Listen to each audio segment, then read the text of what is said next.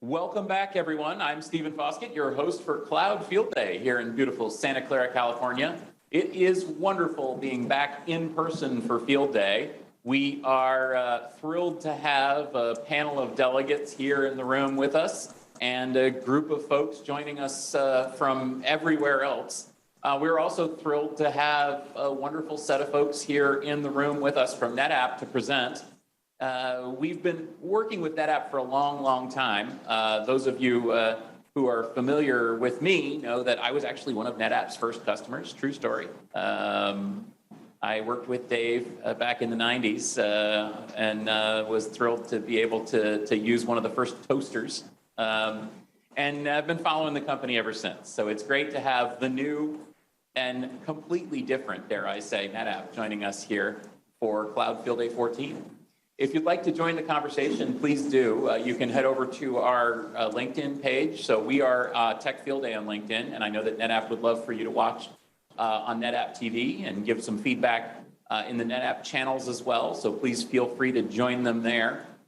You can join the conversation on Twitter as well. Just use @NetApp and hashtag CFD14. We would love to hear from you. And if you're wondering how you can be part of Field Day in the future, how you can join the panel of delegates or present at a future Field Day event, well, you can just contact me. I am Stephen Foskett, @SFoskett on Twitter.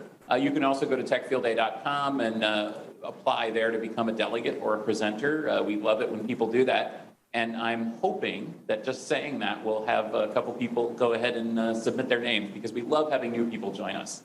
I'm going to actually embarrass one of those new people and call him out. Falco, thank you for being a first-time Field Day delegate. It's very nice to have you here around the table with us, and I'm glad that you were introduced to us so you can be part of this wonderful community.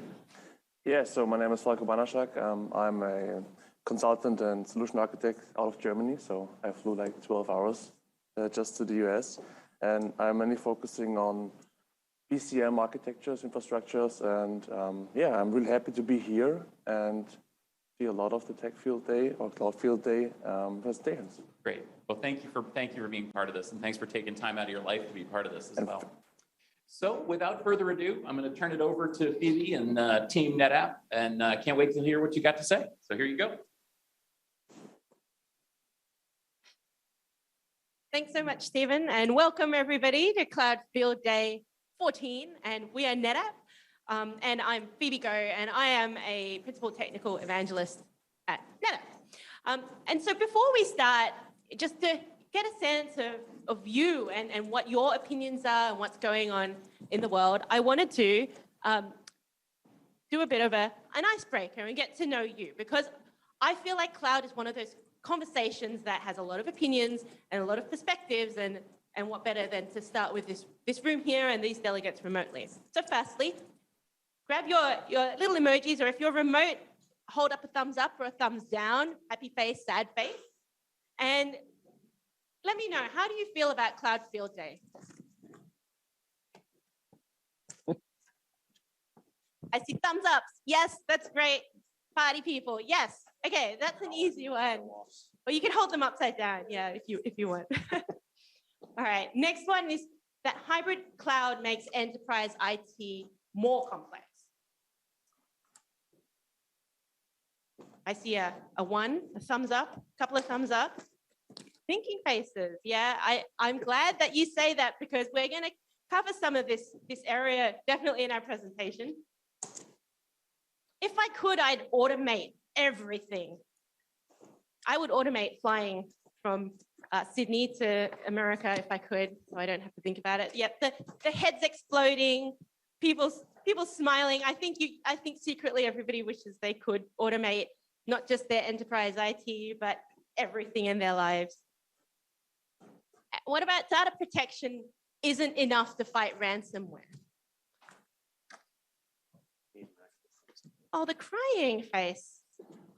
I think that's true. I think it's sad that we even have to think about fighting ransomware. And that is one of the topics we'll be covering, because it is top of mind for everybody, the party people. Of course, yes. We know that data protection, and I know that definitely data protection has been a key topic, but ransomware is more than just data protection. hybrid cloud is for legacy workloads, not for innovation. Flip through that. What do you think? Thumbs down, neutral faces. Thinking face. Oh, I like this. We should explore this further. The upside down emojis. I think it's great. I really like to hear, definitely if you're engaging with us, and we're at Netapp, and I'm at Phoebe Go on Twitter. Please do, let me know what you think about this, because I'm torn on this. And finally, wait, hang on a second. I'd like another coffee. Okay, let's get into it. Thinking about that. Maybe we don't have all the coffee drinkers in the room. All right, so just a quick recap. Who is Netapp? We are no strangers to change. We recently changed our logo from blue to black, so we understand change. But we don't care so much about the logo because we really care about building technologies, services, and systems that help our customers get the most out of their data. And it's some of these innovations that you may already know. We've built data management software, we've built storage arrays, we've built cloud services, and in doing so, we've also partnered with some of the public cloud providers to actually deliver those services as first-party services in their environments as well. What you may not know is that Netapp also has over 20 cloud services and hybrid cloud services for data management, for data protection, to help manage data growth, to get visibility into the data that is sprawling across multiple cloud environments, to help our customers as they navigate the transition from VMs into containers and into more cloud native ways of developing. And across all of this, we are trying to build a seamless hybrid cloud experience that simplifies that overall adoption and consumption of all of these technologies. So we think of an experience as not just the process of building technologies and starting to build applications or migrating them, but the entire spectrum of procurement, of purchasing them, deploying them, and then implementing them and optimizing them, which is the most important last step as well, is getting the most out of that investment. And so today, we're going to hear from some fantastic speakers from Netapp who are going to cover the 3 pillars of hybrid cloud. Firstly, we're going to hear from Darnell, which is similar to what I did with the delegates in the room and the delegates remotely. We talked about what are the opinions, because we're not making these decisions based on what we think is happening in the world. We're making these decisions based on the data that we're collecting from customers, from our partners, and from the market as well. So Darnell is going to talk about what customers are actually doing, and I'd love to hear your opinions on that. She did not just poll people with emojis like I did. She actually did real research. And then we're going to hear from Chuck Foley. He's going to demonstrate this hybrid cloud simplicity experience. And I think that's really important to see not just what Netapp is saying, but what we are doing to invest in this area of building a simpler environment to operate your hybrid cloud. Then we'll segue a little bit into the dark side with Jason Blowstill, who's going to talk about ransomware. So we call cyber resiliency the combination, the connection of data protection and data security. And he's going to explain how we come to that concept and all of the different pieces that make up the Netapp cyber resiliency story. And last but not least, we are joined by Susie Vishwanathan from VMware and AJ Mahanjan from Netapp, who are going to talk about the really exciting partnership that we have with VMware, and especially in helping our customers build, operate, and optimize their hybrid clouds. And I just have to make a shout out here that we can't do this without the partners in the world that we have worked with for such a long time, such as VMware, such as our system integrator partners, and of course, all the partners around the world who talk about and share our enthusiasm for helping our customers build hybrid clouds. And finally, of course, there's always time for Q&A. There's a section in the agenda, but please do put up your hands and ask these questions because our speakers do want to hear from you and I want to hear from you. So I really appreciate your time today. I'm going to hand over to Darnell and let's talk about hybrid cloud. All right. Can you guys hear me? Actually, can I have this? Yes. Yeah? Yes. Okay. This mic is working. All right, great. All right. Well, we're going to go ahead. Wait a minute. Where are we? Ah, I didn't even know what that was in there, but all right. So I think we're going to start this session with something that's probably a little bit different for you guys. I know that, you come here and you expect to hear like a lot of technology discussions. And before we get into that, I want to really dive a little bit deeper into, why are we doing what we're doing? You're going to see what we're doing, but, what's driving that? And I'm a marketing person, right? So I'm in the portfolio and product marketing group. And, one of the main things that we focus on is customer research. So, I want to help, I want to share with you guys, some of the insights and the trends that we're seeing so that, you can understand why it is that we're doing what we're doing. But I want to start with something that kind of inspired a new set of research that we just did. And it was actually in this forum. Stephen will be, pretty familiar with this. It was back in February on one of the on-premise IT roundtable podcasts. There was a panel who had a really interesting discussion. And, they talked about, is the traditional cloud dead? Is the hyper cloud more important than the cloud? And, Stephen defined the hyper cloud as a layer above the cloud that abstracts all the resources and allows you to build on them in a uniform way. So I was like, wow, that's really interesting. Let's see, let's do some new research and ask customers what they think about this. Well, so we did, and 83% of them said, yes, we agree with this panel. The hyper cloud will be part of our cloud evolution strategy in the next 3 years. So we said, okay, all right, that's really interesting. And, Enrico Signoretti, analyst from GigaOM, was in this panel too. And he said something that I really loved. And he said, what's happening is a revolution here. And we're seeing this and we're like, yeah, actually this really is a revolution. We've been looking at this for a long time. We do surveys of our customers, we poll them, we do interviews, we do, a lot of one-on-one conversations, we get customer stories, we publish some of those. But anyway, we see this trend. We see that not yet, just hybrid and multi-cloud, it just keeps growing. A research study that we did at the end of last year, so about like 6 months ago, we asked our customers, how do you plan to operate your architecture? 77% said that they plan to operate as a hybrid cloud for the foreseeable future.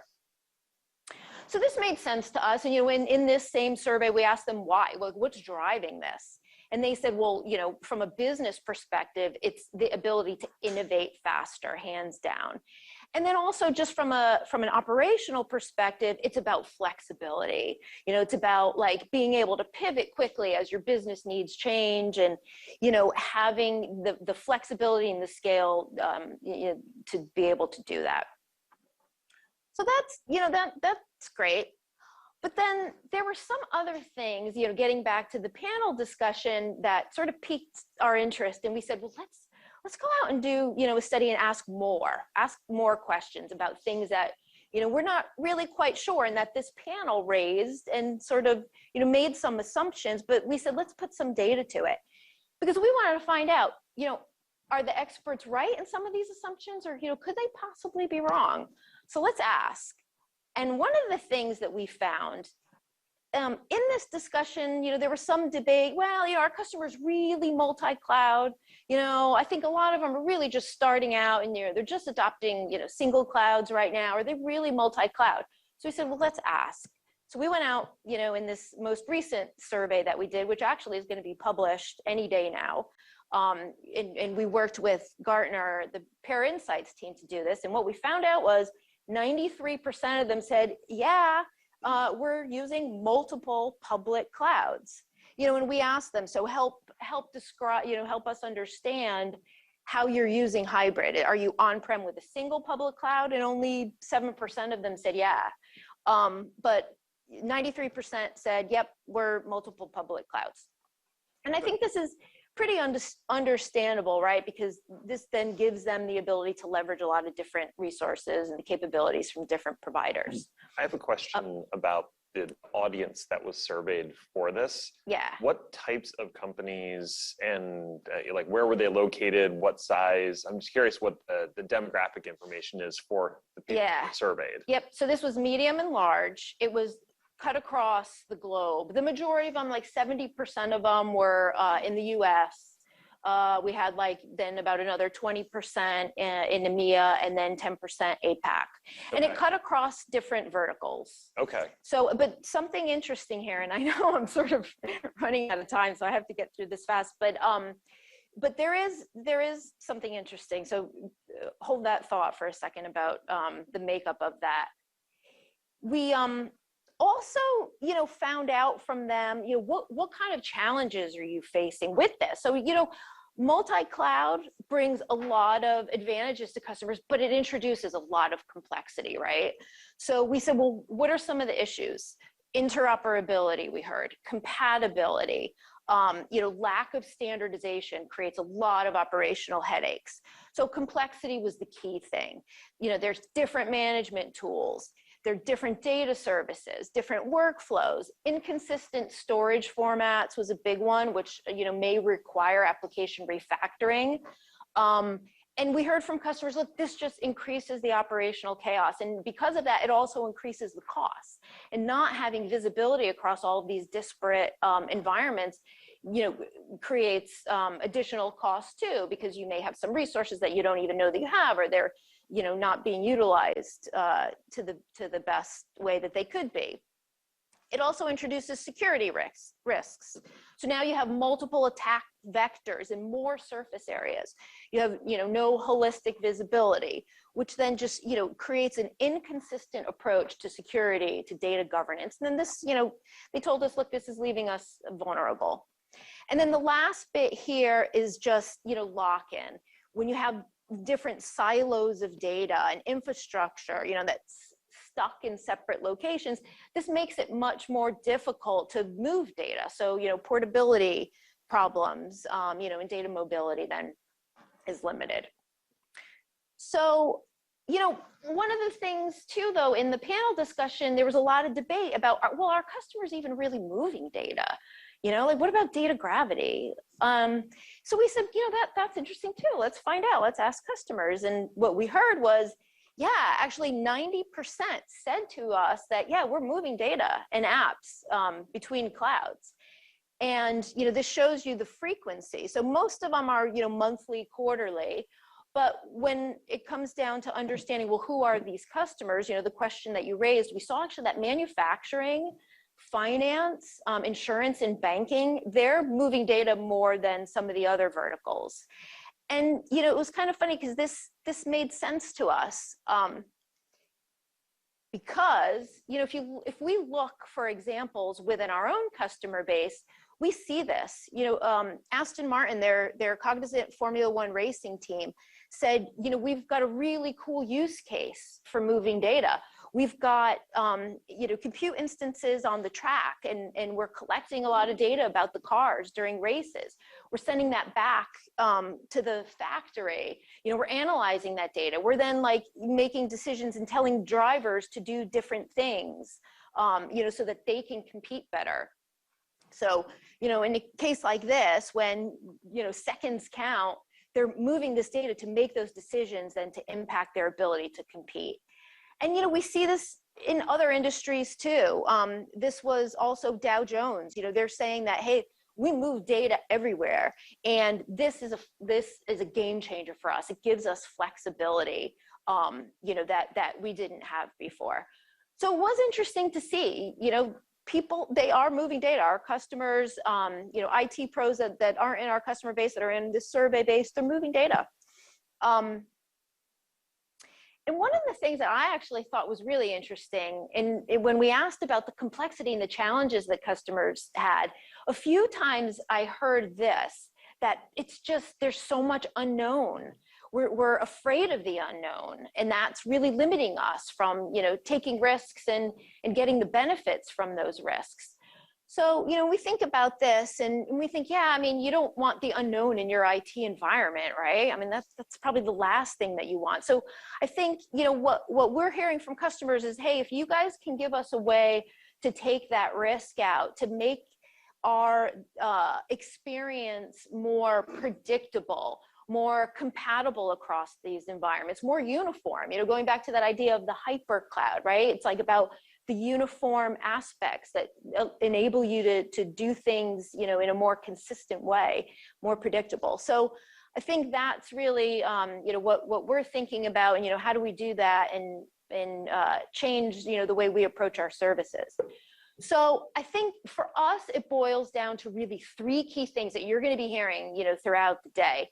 Number one, it's about simplicity. How do we make things more simple for our customers? Customers, obviously, security, I think that's no surprise to anybody. Customers want things that are secure. They want to improve their security postures. And then the last thing here is flexibility. So again, a key driver for the hyper cloud, it's really about being able to have flexibility, to pivot quickly, and you know, to move at the speed that your business needs to move at. That's all I had. Does anybody have any questions before I hand it over to Chuck, who's going to take you into the simplicity aspects here and now really start to dive into the products and give you a demo? All right, cool. There you go, Chuck. Thank you, Darnell. So I'm Chuck Foley. I kind of oversee our product marketing efforts for our cloud business at NetApp, and make it simple, cut the cost, cut the risk. That is amazingly consistent with what we've heard with increasing volume and consistency and density over the past couple of years from our customers and our partners, who are becoming a really important part of our ecosystem. And so that drives conversations in NetApp about where do we want to put the velocity of our investments. And instead of going through a bunch of slides with you, I'm actually going to show you live the technology that we're investing in, so you can see where we are today. We're not where we're going to be in 5 years, but we're in a really good place in our journey. I want you guys to see it, and I'd love to get some feedback from you on what you think about where we are. You'll hear me refer to Cloud Manager. Cloud Manager is a SaaS-delivered global control plane for all things storage and data management, not just from NetApp, but we're embracing the bigger hybrid multi-cloud picture. So we believe that you should be able to have a way to manage your data that is both secure, but also ubiquitous, that I can get at it anywhere, including a hotel room in Santa Clara, like we're in right now. So what if I went here and I said, okay, I want to go to cloudmanager.netapp.com. Now I happen to have credentials. And yes, I pre-signed in so that you guys didn't have to go through the multi-factor authentication process with me. But if I didn't, I would sign in with my credentials. I get MFA authorized, and I would see this. Now, what you see here is an actual environment. What do you notice? First, really intuitive, GUI driven, pretty simple, because what our customers are telling us is that they have teams that have to spread across all kinds of different environments, and they really don't have the time, effort, manpower, or money for, okay, you're the on-prem storage specialist, you're the on-prem backup specialist, you're the Azure infrastructure specialist, you're the Google infrastructure specialist. What you see here is resources that are existing in, oh, I'm sorry. It says you are screen sharing. So I apologize for the people online. Stop share, so I need to share a different screen, yes?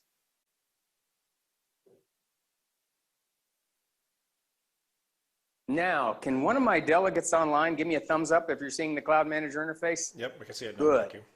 You didn't need that for the preamble, so perfect timing. Thank you, Phoebe. So what you see here is resources in Google, AWS, and Microsoft, truly a multi-cloud environment, but we're dealing largely with hybrid multi-cloud. So different skill sets, different people. What if I wanted to add an on-premise instance to this environment so that I have a real picture of my overall environment? I don't even have to know a lot about it. I'm going to put in an IP address here for one of the test environments. Hopefully I put in the, whoops, extra period. So what you see right there is idiot proof. I can't put in an incorrect environment. In seconds, I now have my on-prem NetApp data center server added to the same picture so that I can do things with it. That's a good step towards simplicity. How about if I take it even further? Now, bear with me, guys. I'm working off a laptop with the trackpad, mouse, etc. So what if I were to take this guy here and drag him down there, because I want I want to create a hybrid multi-cloud use case. I want to back up my data from my on-prem to my Amazon S3 account. Oh, by the way, did I note that that's an S3 account, not a NetApp account? It's other vendor storage that also can be accessed and leveraged and used here. So I say, I want to create this backup environment. What it's going to do is it's going to say, okay, I know you want to back it up to AWS. I'm going to go ahead and tag that because you dragged it to the AWS. I then enter anything specific that I want to put here. You don't see this. Yes, I know, it's a pretty common password. Never save it. Please don't beat me up about security, guys. This is a demo system. It can then say, all right, you've drag and dropped, you want to back up this on-prem system to your cloud system. What do you want to use for backup policies? I can create my own, but here's the good thing. I have already existing policies from my company on a role-based access control. It could even get where I can't create any policy. I have to use one of the defined policies and tell me which ones I got to use. So I'm going to use the first one here just because it's simple. Select next. It's going to say, which of the volumes do you want to back up? It's got 3 volumes on that on-prem system. Hey, it is backup. We probably ought to back up all of it. Guess what? I'm done. I just enabled backup from an on-prem system to an Amazon S3 account according to my company's policies. What did I not do? I didn't install backup software. I didn't spin up a backup server. I didn't have to install agents. And I did it across multiple environments. When I'm a guy that operates at a 6th grade reading level, I don't know a lot technically about these different environments. And now, to even make sure, I now have it where I can see graphically what relationships exist between my environments. Now, what if I wanted to get more complex? Some of you guys, when you start dealing with cloud stuff, you know that if you want to say, I want to go spin up a cloud environment because the DevOps team has told me that they need a cloud-based file server environment for dev test. And they need to be able to move data back and forth from production into dev test. And I'm thinking, I don't know about VMs. Is this, I mean, Amazon calls them an M4X large. Azure calls it a DSV3. Do I want to use HDD, SDD, premium SDD of what size, ST1 or PC1? It can blow your mind if you really don't live that world. So you know what? We're going to make it really simple with automation, integration, and AI and ML. First, I'm going to give my working environment a name, CFD14. It's already got my user ID in there. I'll put in my passwords. Yes, they match. Again, idiot proof. And it says, what services do you want to enable? Now, I actually have admin level because if I was a standard user level, it doesn't even have to show me those. It'll apply what services on a policy basis are needed. I'm going to turn these off for now, simply because I want to show you how easy it is to turn them on later. But notice something, as I'm turning these services off, saying I don't want to turn on automatic backup and monitoring, it's capturing why. That's important to us. Our customers' experience and what's important to them is important to us. We're going to capture that to help us give a better product, and the customer can see which ones were turned off in their environment by who and why. So it says, okay, you chose Azure. You want to spin up a single instance in Azure. I can select an availability zone, a VNet, a subnet. Yes, that's the configuration environment that I want. I can use an existing resource group or generate a new one. I'm going to generate a new resource group, but choose an existing security group. Whoops. That name's already being used by somebody else.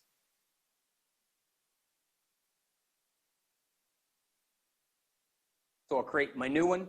Now I can choose which charging method. Again, I have admin rights. I can choose any charging method. I can have these present only the ones that are available. For this demo, I'm going to choose the freemium. Here's why. Up to 500 gig, unlimited feature set of ONTAP in the cloud, unlimited term. This isn't a term. It's not a demo or a trial. It's a real instance.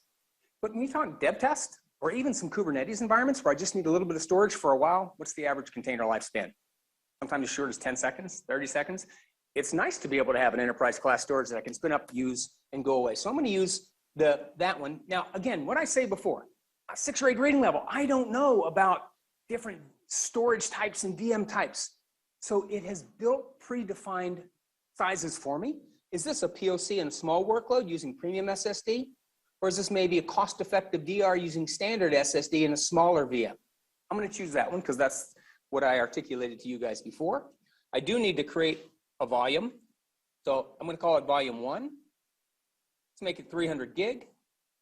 Choose my default policies.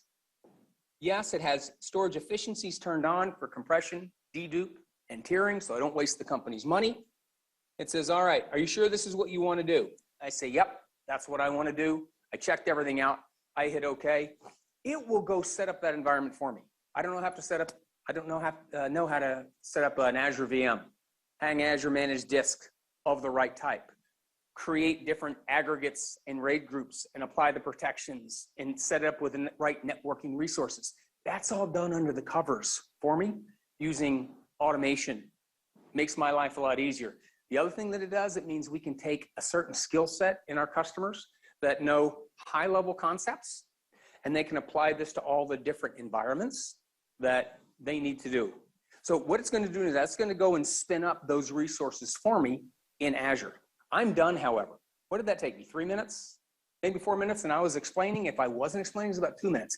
I had a conversation on Monday of this week with an SRE, a lead SRE for a fintech company, who said, yeah, it takes about a little more than a half a man hour. It takes about 30 to 40 minutes of a guy working at a keyboard to take all of the infrastructure options for the VMs and the storage, et cetera, and set it up in the cloud and make that all work.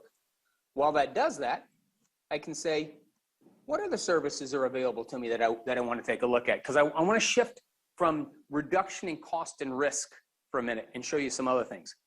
FinOps is a persona set in our customers' environments that are really putting a lot of pressure on the IT ops and the cloud ops people.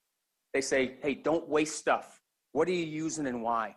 So we've created this concept of a digital wallet in Cloud Manager. The digital wallet shows you all of the entitlements you have, the data and data management resources, where they are, if they're being used or not. So for example, the Cloud Volumes ONTAP licenses that I just spun one up in the cloud for free, so that doesn't need to be in the wallet because that's free. I can go into here and say, show me all of the licenses that I currently have that may or may not be being used. Now, understand we're on a demo system. There is some latency and delay, so you have that, but that's going to go poll the systems and come back and show me the licenses that I have. I could also go over, whoops, let me refresh that. I could also go over and say, if I wanted to support my SecOps people, maybe I want to go and say, I want to show my ransomware protection dashboard. And it will go and build a picture of where I am from a cyber threat standpoint in my enterprise. It'll show me which environments I have that maybe are unprotected, or I have data that is exposed because I have exposed permissions, or maybe I have classified data in a public environment. You're seeing all things like that. It'll even go build a set of pictures, and it's actually polling the environment, so I'll have to show you about where I have things like users accessing data right now that's outside of a standard or a norm. So it's using AI to look at autonomous generation of activity. Sorry for the network delay, guys. We are in a hotel in Santa Clara. So what we've done is we've brought together live, real-time, on-premise resources, cloud-based resources from all the different clouds, the ability to provision infrastructure, the ability to have it serviced on a workload by workload basis, and even provide role-based access between FinOps, ITOps, and SecOps. So one of the key areas was a question. Yeah, I have a question regarding, the UI is cool, especially when I'm doing anything in the cloud for the first time. I do like to interact through the UI to take it for a spin, see what the options are, figure things out. But then the next time I want to do it, because I am a terrible typist, I make mistakes all the time. What I really want is to be able to automate that process. Mm-hmm. So what are the automation options that snap into Cloud Manager? So you can use Ansible playbooks, for example. There's a concept called application templates, where in Cloud Manager you can create application templates that will automate these things. Like if DevOps wants something, its infrastructure as code, we participate in that. But then Terraform and Ansible, also, if you're using those, mm-hmm. you can enable those through this process as well. Okay. Okay. Really helpful, for instance, in the Kubernetes environments where these things are coming and going really fast. And since we're a player in that world with our Astra Trident CSI that has been out there for years, thousands of customers in the world using that to use ONTAP for persistent storage. The CVO instance, especially with the new freemium pricing tier, free up to 500 gig, that's a great fit for those kind of workloads. So I'm going to I only have a few minutes left, so I have to turn it over to my counterpart, Jason Blazel, to talk about what we're doing from a cyber resilience standpoint, because that's the other key persona that we're dealing with here, that being FinOps, ITOps, and now the SecOps team. So Jason, I'm going to flip it over to you so you can walk them into that. You're going to have to go back and share the presentation. All right. But they're the third one from the right, left. Right there. Okay.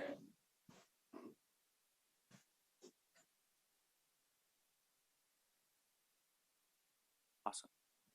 Thank you, and thanks, Chuck. Thank you all. My name is Jason Blossel. I'm a principal marketing strategist at NetApp, and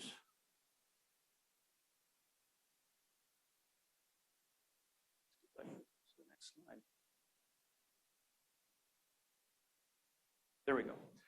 Want to talk about cyber resilience, essentially how NetApp is addressing the challenges of data protection, data security. Now, it shouldn't be a surprise to any of you that one of the key stresses of executives is cyber threats. According to Allianz, published this year, it's the #1 problem keeping executives awake at night. And the top 2 challenges are ransomware and data breaches. And there's a good reason why. I mean, these are really expensive problems to solve. According to Sophos, the average cost to remediate a ransomware attack is over $1.8 million. And that was up over the prior year of about $780,000. So the cost to remediate these challenges is really high. In fact, in most cases, it's about 10 times the cost of a ransom that's being requested. Now, based upon some primary research that we've done that we'll be publishing in the coming weeks, we've found that most customers or most organizations are using backup and recovery as the primary tool to protect and recover against ransomware attacks. And that's followed closely by user behavior analytics. Now, according to this research here from Veeam published last year, I found it interesting that 1/3 of backups and 1/3 of restorers fail. That was pretty high. I wasn't expecting that number. But what that means is that if we're relying on backup and recovery as our primary protection, then we need a better solution than having 2/3 of them actually succeeding. Now, what are hackers looking for, right? They're after data, right? They want to steal it, they want to encrypt it, they want to delete it, they want to do whatever they can to limit the use of data in order to extort money to get that data back. But sadly, only about 8% of data that actually tries to recover from ransomware attacks, even with a key, is fully successful. So it's really kind of risky in whether, even if you pay a ransom, whether you're going to get all of your data back. Now, we look at data protection and security as kind of a data-centric approach to this. And I like to think about it in terms of like the automotive sector. So I spent 5 years in the automotive business. And when you think about safety and security technologies in cars, they're really focused around the occupant, the passenger, right? They're the most important asset that's inside of that vehicle. Things like airbags and seat belts and side impact beams and even analog brakes and blind spot detection. All of these technologies are designed to protect the occupant or passenger or occupants outside in other cars or walking across crosswalks and things like that. And we look at it in the same way, that data is the most important asset within an organization. And so we take this data-centric approach to protecting and security, using zero trust as our design principle. So looking from the inside out, starting with the data and then moving out. Now, you may be saying that NetApp's not really a security company, and traditionally, that's true. We're not in the traditional sense a data security company or a security company in general. But I like to think of Lee Corso, right, with the not so fast, my friend, when he's on college game day on Saturday mornings. We are actually quite experts in data security, especially as it sits on the storage and on the disk that we sell. In fact, we're the only enterprise storage company that's been validated for top secret data, and that's proven by this top one here, Commercial Solutions for Classified Component Lists. This is fairly new, but NetApp is the only enterprise storage vendor listed and validated to store data for the NSA, followed by additional certifications with the Department of Defense and common criteria. But data security is only a portion of this cybersecurity, cyber threat conversation. Data protection is also part of that. And as I mentioned earlier, that most users are relying on backup and recovery to deal with ransomware and cybersecurity threats. Now, NetApp makes it easy for our customers. We've built in snapshot-based technology for decades into our products, and those technologies are used to rapidly create copies of data for the use of recovery. All for One Group is an IT consultant firm in Germany, and they take 5,000 copies a day, each one lasting about 23 seconds. Now, that dramatically removes the obstacle of backups, especially the backup time that's required or backup windows that most organizations have. It also means that they can take backups much more frequently, reducing the recovery point by which they recover their data. Now, within our integrated data protection, we also retain the data efficiencies of the primary storage as it moves to secondary storage for secondary copies, and that means dramatic cost reductions. In this particular case, Cone Health migrated their data protection to Azure for disaster recovery. And in that process of using NetApp technology, they've discovered that they achieve about $1 million worth of annual savings. And then finally, what's a backup if it's not for recovery? In this particular case, Be the Match, they're a bone marrow matching service, and they use NetApp technology, and they've been able to reduce the recovery time from multiple hours to under 15 minutes. And effectively, that essentially keeps them uptime 24/7 without the worry of having to have a lot of downtime, which is the predominant cost associated with remediating ransomware attacks. So as I mentioned, NetApp is looking at data protection and data security from a holistic approach. We call this cyber resilience. And so we're protecting against things like natural disasters, human error, accidental data loss, but also cyber threats like ransomware, even data governance and compliance issues. We bucket into this cyber resilience story. And what's unique about what NetApp does is that we're not just focused on the secondary storage. Most of the conversation around ransomware today and cybersecurity is on the secondary storage. At least most of the vendors out there, the backup vendors, are traditionally focused on being able to recover once an incident has already happened. And I joke about this a little bit. I don't know if it's very funny, but I thought it was kind of funny, which is we're trying to keep the wolves from getting into the hen house. Others are trying to take the chickens out of the wolf's mouth. And so if NetApp is focusing not only on the secondary storage, but also on primary and delivering technologies that enable the prevention and not only the recovery of data. So let's look at what our portfolio is. So our portfolio consists of multiple layers. And if you think about your own home, or you think about your car, or maybe even a museum, there's going to be multiple layers of protection and security that are required to address the various attack vectors that Darnell talked about earlier. The foundation of this is built on NetApp ONTAP. And ONTAP can be delivered as engineered systems in a data center. It can be delivered as software-defined storage, either in the data center or in the public cloud. Chuck talked a little bit about cloud volumes on tap. It can also be delivered as a fully managed service. FSX for NetApp ONTAP is an example. Azure NetApp Files is another example. Fully managed services delivered, deployed, purchased, and supported through a hyperscaler. We build off that and then add on to it the ability to back up data efficiently using native technologies that effectively move data using block-based movement and retaining the data efficiencies to either another ONTAP device or to an object storage. On top of that, we have data discovery and classification technologies. In this particular case, Cloud Data Sense allows us to look across all data repositories, whether they be in the cloud, on-prem, NetApp storage, non-NetApp storage, file, object, or even databases, to discover who has access, what type of data is it, who has permissions, and is it sensitive data, and where it's located. And finally, we have the ability to look across the infrastructure to see the performance of the infrastructure, to see who has access, what types of user behavior are we monitoring, to see if there's any potential threats. All of this is managed through this global management plane, which Chuck has discussed and given us a demo for. Now, what I'd like to do is walk through the capabilities that we offer. You'll see in this slide here, we have the Nist cybersecurity framework here of identify, protect, detect, respond, and recover. We've simplified it to protect, detect, and recover. We're seeing that common in the market right now. And actually, Phoebe and I were talking about this earlier this morning about what would be kind of an analogous conversation that we'd have, and it might be around like a museum. You're going to protect the jewels, you're going to protect the paintings, and what is it that you're planning to do? Well, if I were in charge of security, I'd want to know what things I have, right? What's the most valuable? What's the least valuable? I'll put my most valuable in certain rooms. I'll only have certain access to those things that are most valuable. I'll have different types of security that I'll apply to it. I'll be able to detect the intruders that are trying to steal that. I'll be able to respond by locking gates or whatever the Mission Impossible films will show us as the latest technology for protecting against theft. And then I'll want to understand what went wrong if someone did steal something, be able to do some forensics, and then be able to get us back in place where we can now take in customers again into that museum. And so NetApp offers these technologies as it relates to the data. So first of all, it's important to understand what kind of data I have. Where is it located? Who has access to it? Is it sensitive data? Am I going to back up social security numbers or credit cards? I don't want to do that. So I need to know what kind of data I have before I start applying permission or protection technologies against that. I also want to look at my cloud hygiene and understand what the infrastructure looks like and is it secure. I then move into this protection side of it, right? So I want to have efficient copy management. With NetApp, we can take immutable snapshot copies of our data. They're read-only. They can't be changed, but they can be deleted.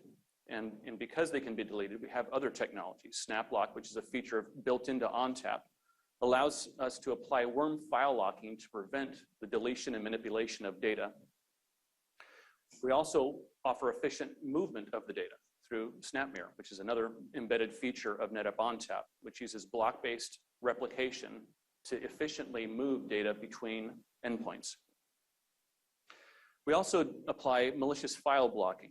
Malicious file blocking, F-policy is a feature within ONTAP, and ONTAP includes a database of known malicious file extensions. And so before data is even written to the primary storage, we're already comparing that against our database of known bad file extensions to block them from coming to disk. And then we've just added a new feature just last month, 9.11.1 of ONTAP, which is to address insider threat prevention.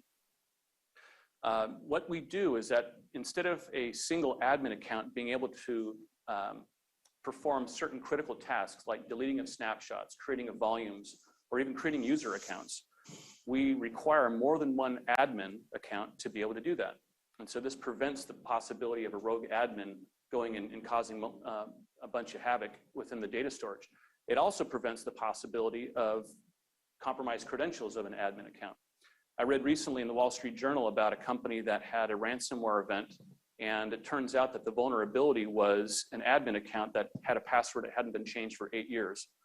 So imagine being able to have the ability to block just a single admin from coming in and deleting data and causing havoc. That's what this multi-admin verify feature within ONTAP provides. Quick question on that, because it sounds pretty sweet. Yeah. Is the idea then two admins need to log in the same time, like in the old movies, the 2 keys to launch the missiles? Is that? It's funny you mentioned that because I had a slide that showed the 2 keys and I took that out. An admin can perform a number of functions, but there's a preset number of functions that are critical to behavior that we require. And it's really up to the organization to be able to set that up. But once that's set up, then it requires multiple admins to perform these key functions, including the creation of admin accounts. Because that came up the other day.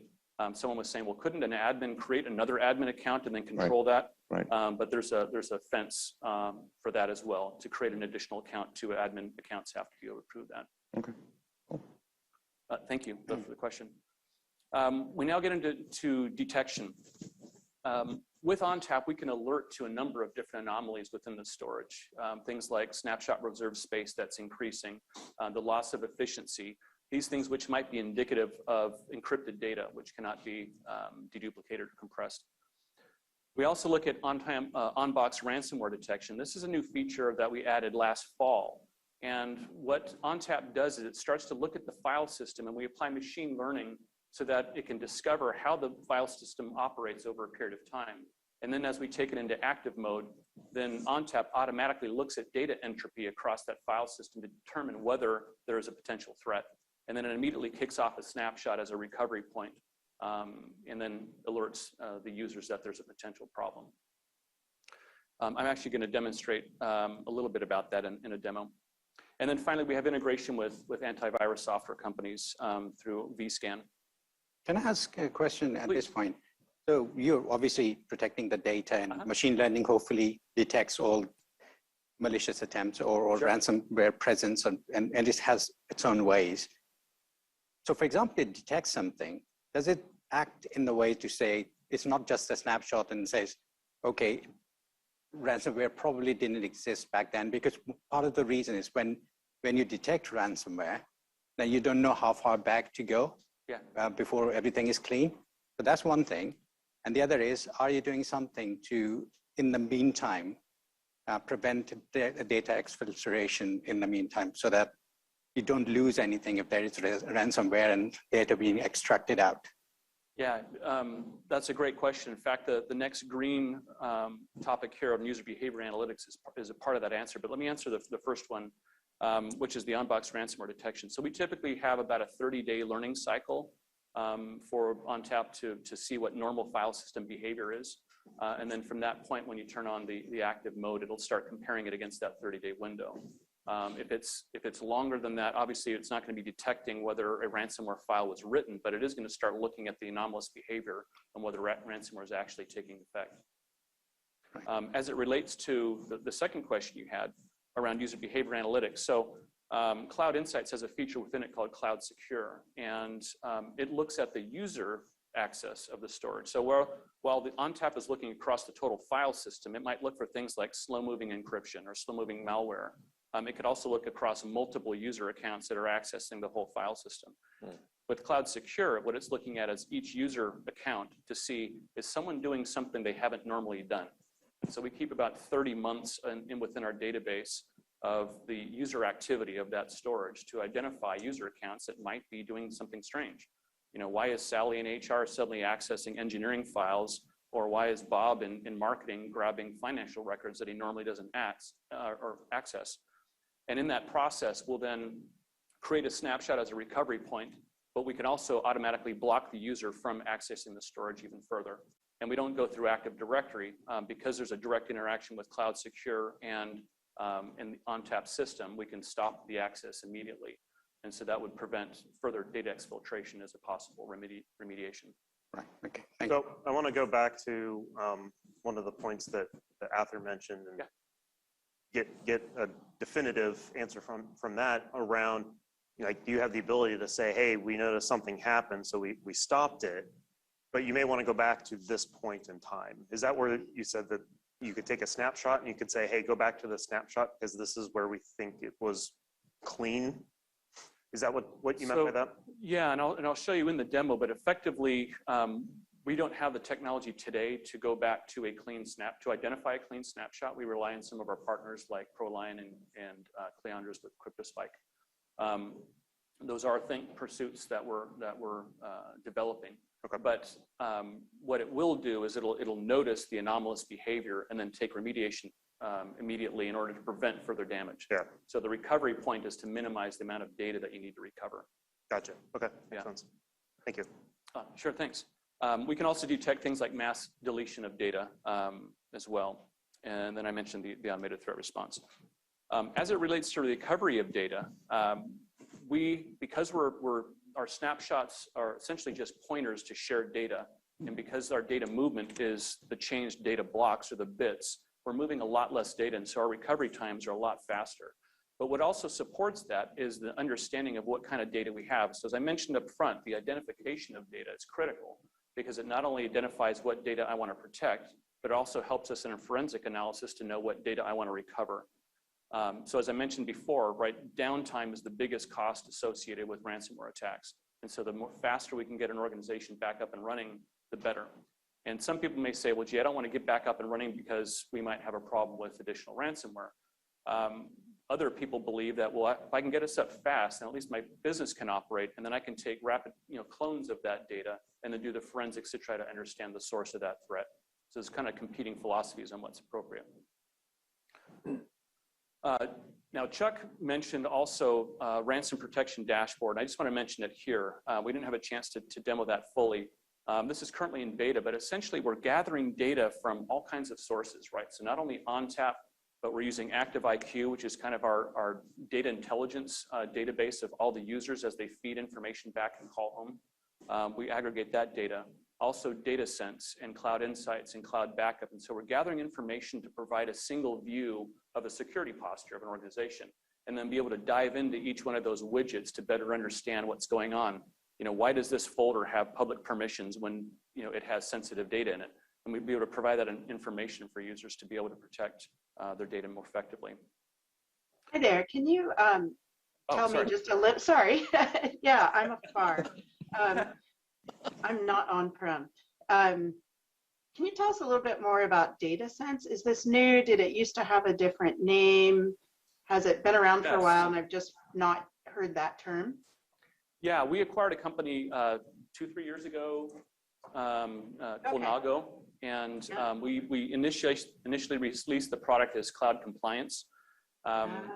Yeah, so we found that more of the use cases that people were looking at with that product were more around governance and data stewardship, and so we moved the name to be more aligned with that use case. But within DataSense, it not only looks at the kind of data, but it also compares it against things like HIPAA requirements and others, and you can provide reports on whether you're compliant. That's great. I think it's a much better name because it says data and it's sensible. So thank you. You're very welcome. Yeah, forgot people were down there. I've kind of threw me off there. All right. I got a question as well. Just very quick. Do you have some sort of, let's say, remediation actions as well out of the dashboard, or is it just showing you, that, for example, your files are encrypted here and you get problems there?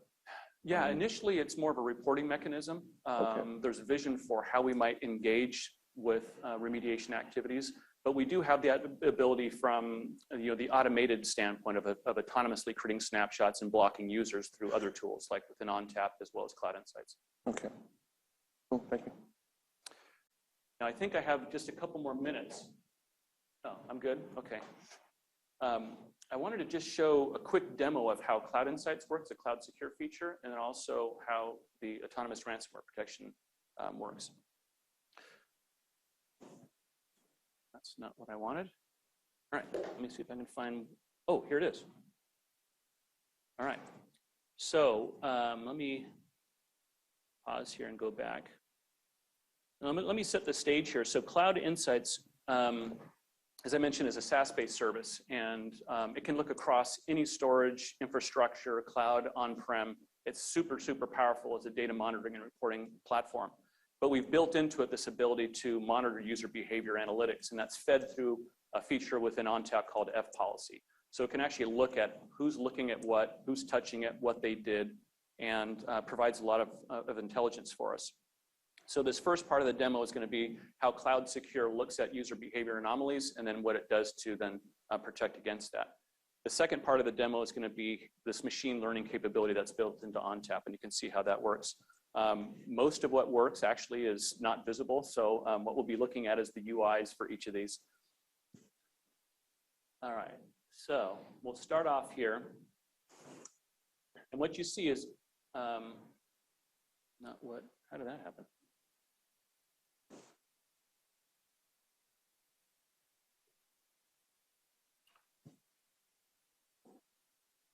Okay, there we go, sorry. So what you'll see here after we log in is there have been a number of ransomware attacks. And so we can click on any one of these ransomware attacks, and we'll see that this particular one happened about 12 hours ago. And the action that was taken was an automated snapshot.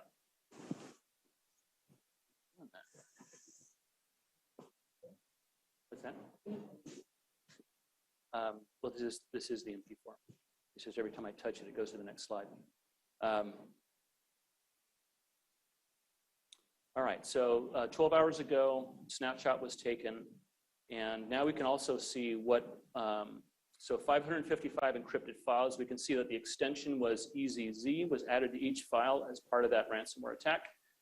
We can see the user who was compromised with that ransomware attack, and even their manager. So if we want to go back and talk with them, we can then say, hey, guess what, you got attacked. And then we can also see common paths that might be indicative of that ransomware propagating into other areas by this particular user. And so Cloud Secure provides us that information. Now, this next feature is the autonomous ransomware feature, which is built into ONTAP. Now, what we're going to do is we're going to enable this feature. This is fun. So we put on learning mode now, and I'm just going to let this run out, and I'll try to speak faster. So we'll look at Explorer, we're going to look at the volume, we're going to see the kind of data there. So there's PDFs, JPEGs, PNG files. And once we think that it's learned enough, we're going to put it in active mode. And so now it's in active mode, and we're going to simulate an attack here. And what we're going to do is we're going to encrypt the data and add an extension of LCKD to the file extension. Now, when we go and take a look at the suspected file types, we can see that this LCKD indeed was added and that the threat was identified. And what we did is we took an automatic snapshot once we identified that that threat was there. So if we go into Explorer, we can see that within the file directory, indeed, all these files have this LCKD extension. And it's not just looking for the extensions, it's actually looking at data entropy and trying to find out what changes are happening. That just happened to be the evidence of that. As I mentioned, we took a snapshot copy. So now we're going to restore everything from this snapshot copy. We click restore, and literally within minutes, we can restore terabytes of data. And so it's super, super fast, and we can get the data back up and running. And now as we look at the directory again, we can see that all the files have been restored to their former status. Okay, a question. Yeah, please. So it gets restored. Does it also do something to that user saying that, yeah, we fixed the data, but something happened why the data was compromised. So you block the user as well and then find what went wrong that introduced the ransomware or encrypted the data? Because until you fix the problem, it's the same way that, you find a short circuit, you don't switch on the circuit breaker until you fix the problem. Yeah. Are you doing something like that? So there isn't necessarily an automated forensics, but within Cloud Insights and Cloud Data Sense, we can go in and take a look at every file and every user to see what actually changed, when it changed, what they did to it. And so it helps us to understand that if we can map that back to when we detected the threat, we can then see the files that changed at that time. And then we can apply that to the remediation actions beyond just the snapshot and the recovery. Right. And another thing that I just wanted to ask was that, say, for example, Pally and HR, for example, got compromised and things started encrypting. Mm-hmm. But sometimes malware can actually start sending things out. Again, data exfiltration starts happening before. If encryption or data getting encrypted is the only thing that's detecting it, then you might already have the data sent out before the AI kicks in. Yeah. So is that the only logic, or are there other things as well that actually determine if the user is compromised?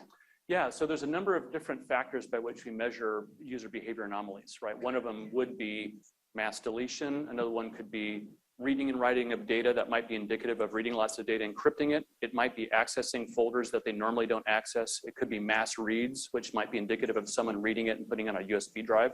So all those are possible reasons why we would create a snapshot and then block the user from further access. And I agree. I mean, a lot of those indications would be someone doing something different, right? Mm-hmm. But that's not necessarily true. I mean, whoever is creating that kind of malware could actually, it would be that whatever the normal access of that user is, we just send that data across. Especially if it's a high profile user, then obviously their data will also be, not necessarily just so that it doesn't sound alarm bells. Or if it's done, incrementally over a period of days, right? Exactly. That's Trickle more difficult sending to out. detect. Exactly. Anomalous behavior, yeah. So are we catching those kind of things as well? Because they will be definitely useful, because otherwise you could possibly miss that ransomware being installed and data will already be compromised. I mean, it's a good question.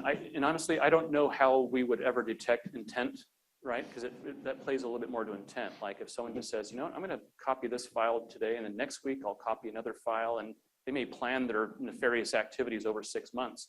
I don't know how we automatically would be able to detect something like that. But you're asking a really good question.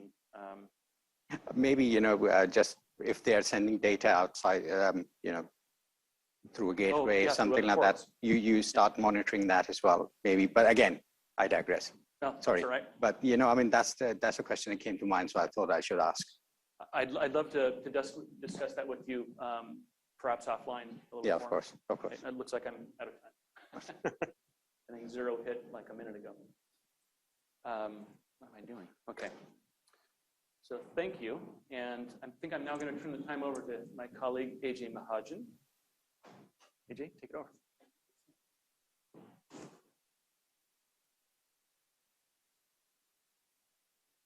Okay, I'm Ajay Mahajan with Netapp. I manage our solutions team, where we work on solutions with all of Netapp technologies, as well as our partners and our hyperscalers and various things that happen across all of those, as well as, of course, our customers. With me today is Suzy Vishwanathan from VMware, and she manages VMware Cloud Services products. So as we walk you through today as to simple, secure, flexible, so how all these things come together and what Netapp and VMware have been doing together and what really started that and how far we have come, and then walk you through a demo of how that works together. So one of the things when Darnell was explaining all of the customer research and the surveys we have done, the panel reviews. So one of the things that came out was all of these customers, they look at the complexity, but they also look at going to multiple clouds, working from their on-prem data centers. So what we see here is with VMware and Netapp. So we've been working together for 20 plus years, and customers have been running on-prem workloads in data centers that they have spent last 15 years setting up, making those work seamlessly. And then as we get into Kubernetes and container-based applications, then how do you use that infrastructure while running the container-based workloads? And then as cloud has come upfront, where now, how do you scale to cloud? How do you run workloads in cloud? And how do you do it cost effectively? So as we go through these customers, what we see really is they are in various stages of this journey. So some are, and they could be doing multiple things with it, one or more things. So one is, how do I optimize my current investments in my on-premises data centers and virtualized infrastructure? So not only we get that to do more workloads at a higher performance, at a different scale, how do we take costs out of that? At the same time, how do we respond to container-based Kubernetes workloads and deploy those? There, the speed is very important, and manage those. And many of these are stateful workloads with persistent storage underneath. And then as cloud gets involved, that people who were either running workloads that are now running in cloud, so it's lift and shift. Sometimes it's cloud native workloads. Sometimes they were doing disaster recovery to 2 different data centers. So now instead of going to that second data center, how do we do that to an environment in cloud? So the challenge here is customers want to run all of this on an integrated platform, and they want to run any workload in any location. So the challenge is there is no single platform in the industry that enables all of this. And that's where VMware and Netapp partner together, so that actually there is a unified platform where all of these things can run together in a seamless and a consistent manner, and also be flexible and simple without adding way too much complexity. So there are certain challenges as these customers start using cloud for running these workloads. So how do you deal with those challenges? So that's a really big question. And Suzy is gonna elaborate on some of these things that, hey, there is compute involved, there is capacity involved, there is performance involved, and how do you scale all these things together? So just a quick introduction on who I am. I run VMware Cloud Services at VMware. We have 2 sorts of offerings actually. One that is a managed service, which is where we partner with AWS and with partners such as Netapp. And then we do have our multi-cloud story with all the other hyperscalers, which includes Azure, GCP. This particular aspect that AJ is elaborating on is how we have come together with NetApp offering the storage aspects, VMware offering the cloud services aspects, and both being run on AWS. So it's actually a three-way partnership. And one of the things, and just a bit of a background on where we started, and then I'll talk about this particular slide. So for about 4 years ago, VMware partnered with AWS, and we said that we wanted to give a managed offering while taking advantage of the infrastructure from AWS. So for those of you who are familiar with cloud and the infrastructure in cloud, AWS has its EC2 instances, Azure has its own as well, and GCVE. So what we did 4 years ago was build our software stack on top of the EC2 framework. And we came up with a joint solution, which is basically a managed service managed by VMware, but running on EC2 infrastructure.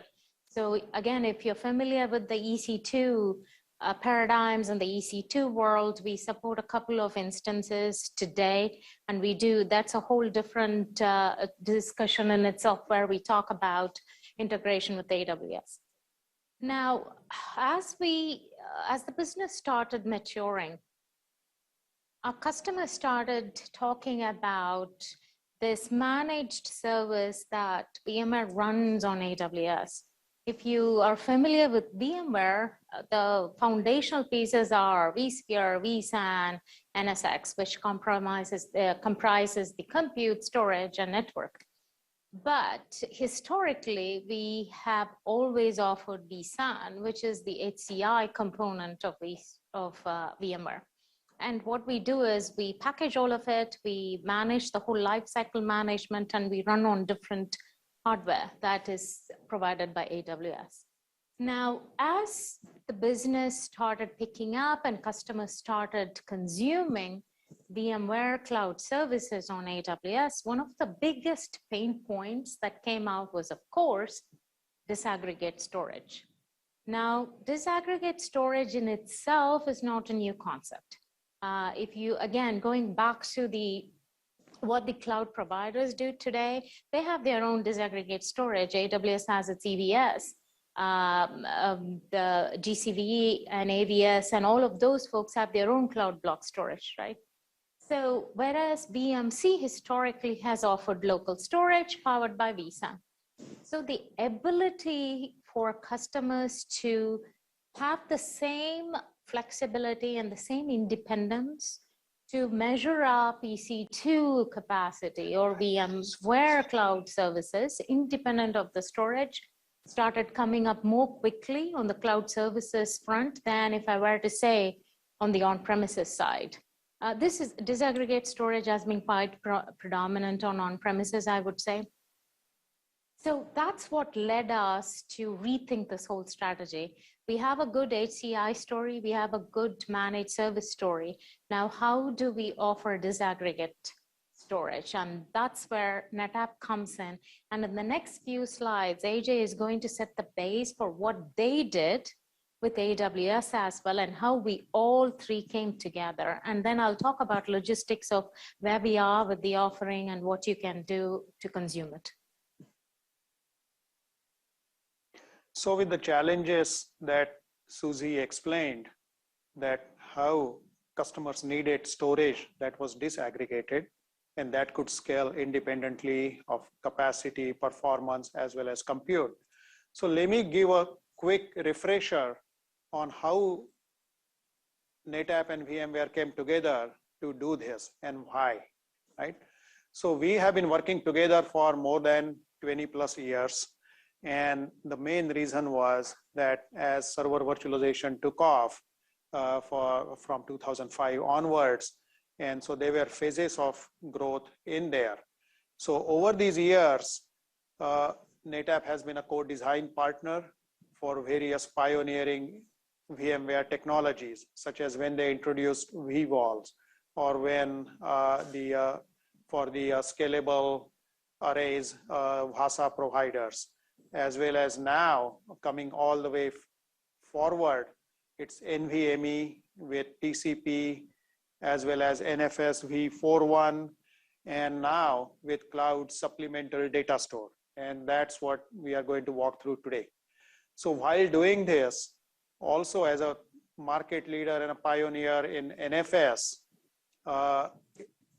Netapp ONTAP is the #1 platform for integrated with VMware, where most customers run their virtualized environments today. So as we have been working on these joint integrations, co-design partnerships, as well as providing value to customers. So if you look at it over the years, so initially it was just supporting different protocols, but then it was really about integrating into vCenter through plugins, through VAI and Vasa APIs, and creating within data centers and moving VMs around along with the storage underneath and the volumes underneath. So all of these became pretty much de facto standards where virtualization admins, database admins, storage admins, and now cloud admins, without getting deep into all these broad technologies, they could actually run it all together. So that's the main thing here, that all of these 20+ years of expertise, knowledge of working together, building these plugins, helping customers do these things with as in a simple manner as possible. So that's what we really brought to bear as we worked on, hey, how do we make these things happen now in AWS, for example. So looking at that, so here VMware manages and runs workloads, and Netapp manages and handles the data underneath for all of these workloads. And the premise remains the same, that hey, given all this, irrespective of what workloads these are, whether these are traditional workloads on premises, these are container-based Kubernetes applications with persistent storage, or these are now working in cloud. And how do you move across all of these and go back and forth? So now with the state setup, we are going to walk you through one particular example of this, that VMware Cloud on AWS with Netapp FSx ONTAP.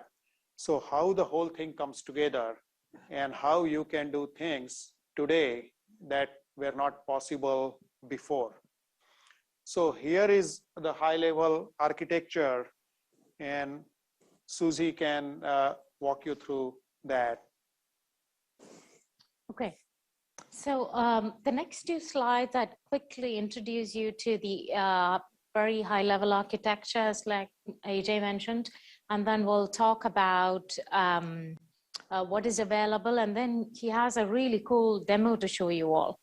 So what does this slide tell you? So as the left-hand side of the slide indicates, you see the topmost box which talks about VMware Cloud on AWS.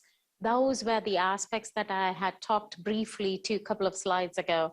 So we combine our whole VMware software stack, and it runs as a managed service on AWS. And then what we have done is all the good work that Netapp has done with AWS and offered FSx. So FSx, there are different flavors of it, by the way.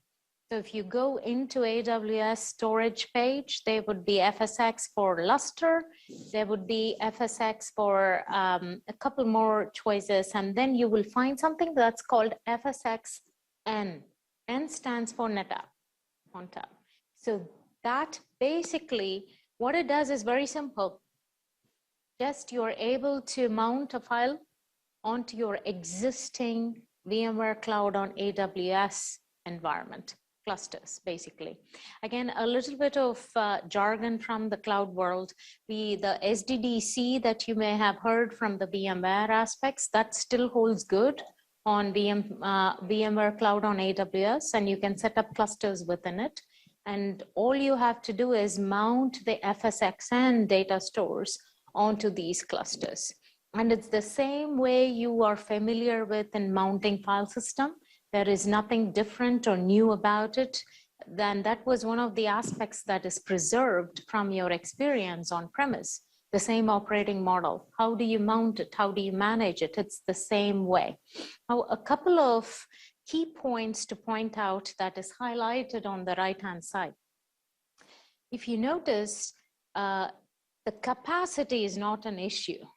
You get quite a scalable amount of flash capacity. And your data storage as well, it's in the petabytes. So capacity in itself is not even a deciding factor or even a conversation starter with many of you, all right? However, the SLA aspects is something that you will want to keep in mind. So that 99.99% availability. So what is different from NetApp running on premise versus the cloud is we have something called as availability zones or AZs in short.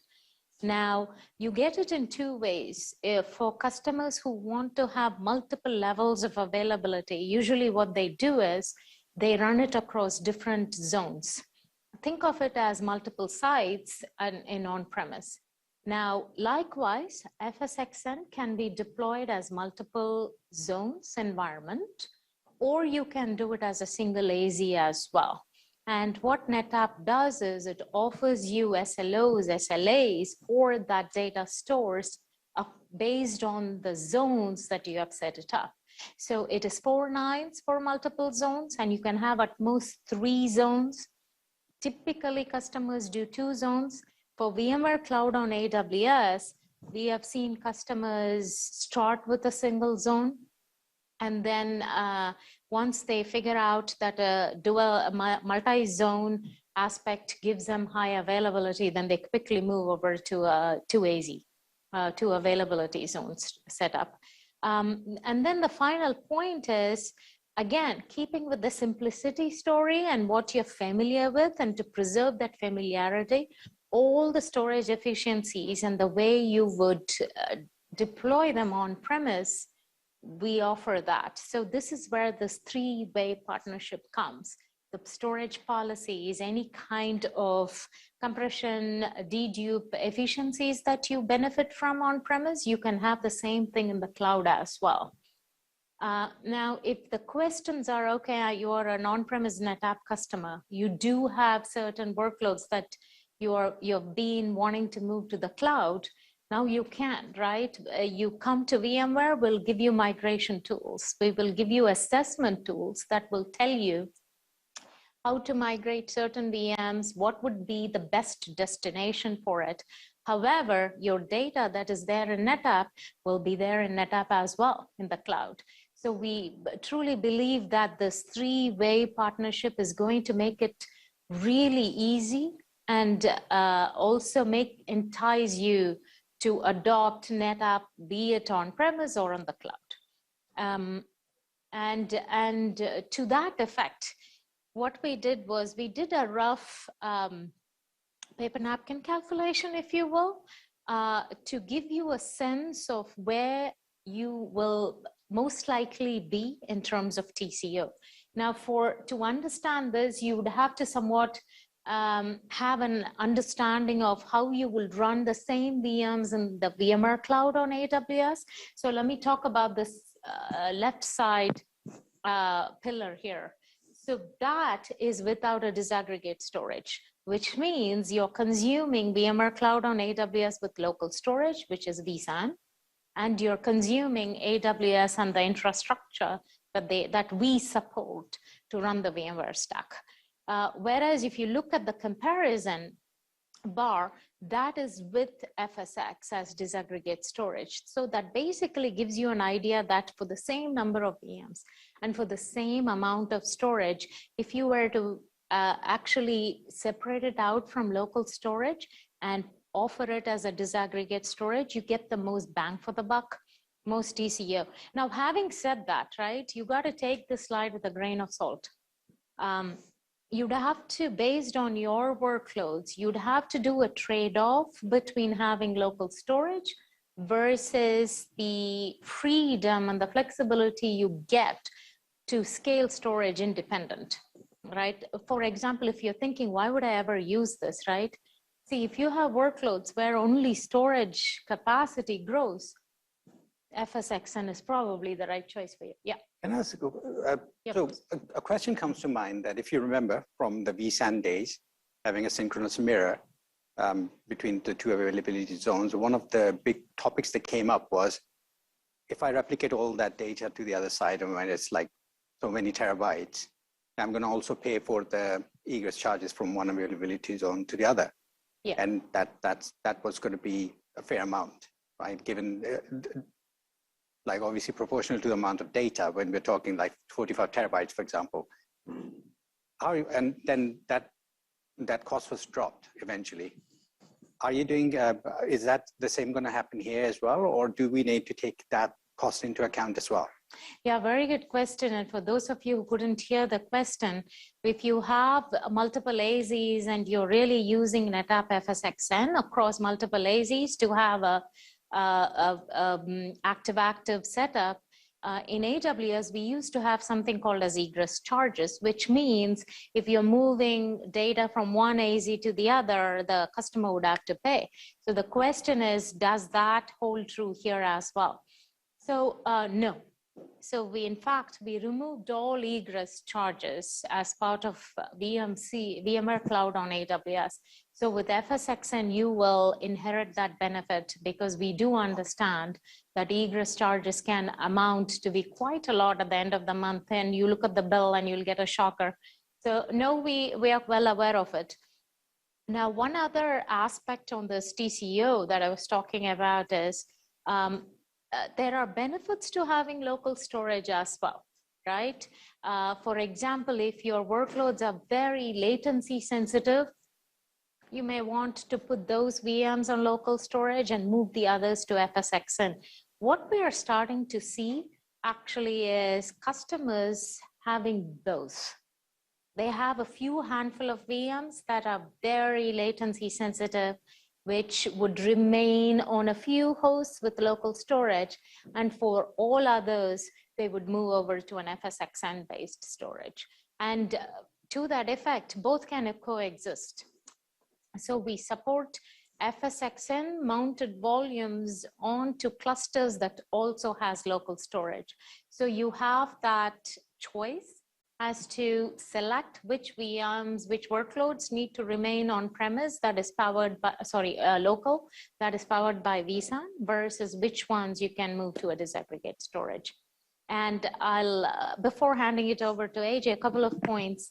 This is now available as a transactable solution. Both NetApp can transact on it, we can transact on it. You can reach out to either of your sales, reach out to NetApp sales and ask them about FSXN in the cloud, or reach out to VMware, and we are all one big family here, so we should be able to assist you with that. Hi, can I ask a quick question? Yeah, of course. You're implying there that the costs are around, what, 30%? That's correct, yes. That on, yeah. Just judging from that graph? Yep.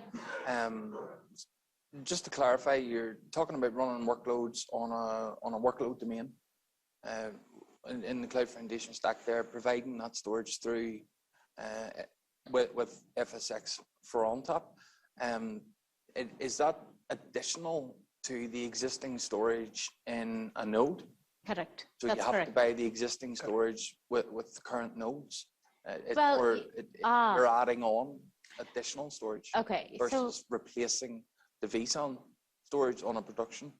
Okay, so good question. So when you purchase the VMware Cloud on AWS, that one price you get vSAN with it and local storage with it.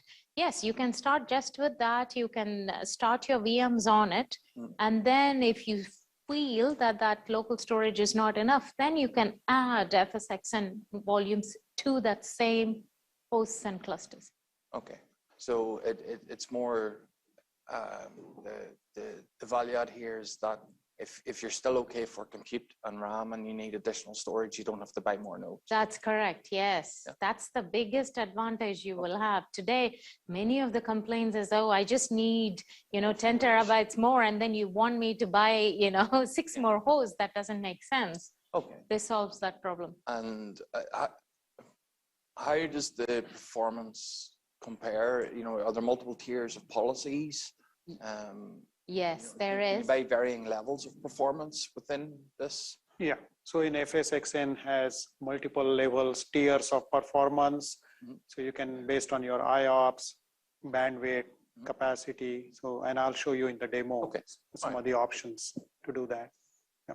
Interesting. Okay, any other questions? Otherwise, I'll hand it over to AJ for the demo. Thank you. Yeah, thanks. So let's walk through the demo.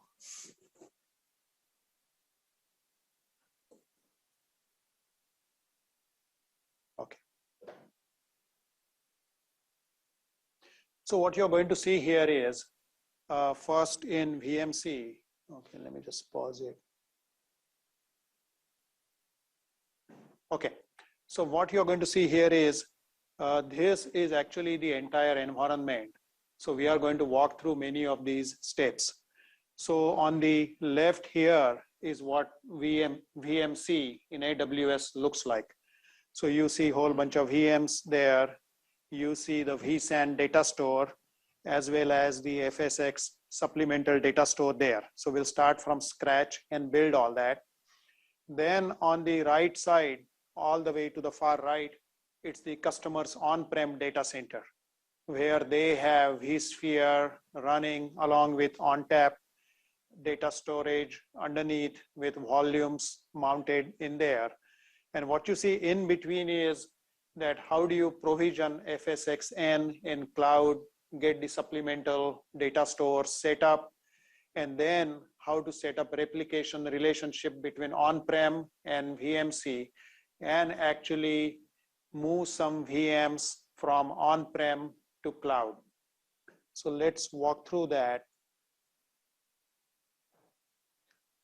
So initially, what you see here is first deploy an SDDC from the VMC console. And then you are going to see 2 hosts in there. And yeah, and you can see some of the blurbs here in the balloons. So and I have speeded up a little bit. So once it is done, okay.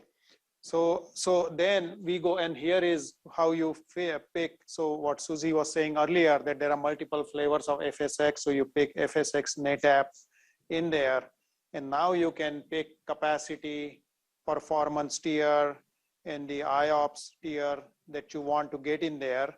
So after picking those things, then set up the VPC in there, as we saw in the diagram earlier. And then set up the volume configuration here. It is important to note down because this is NFS, the junction path and the IP address. We are going to need that later. So the storage virtual machines, that's the Netapp concept, how we set those up, even whether it's on-prem or in cloud. So once those are set up, so we are going to create 2 more volumes in there. The 3rd volume we will use later for replicating data from on-prem to cloud.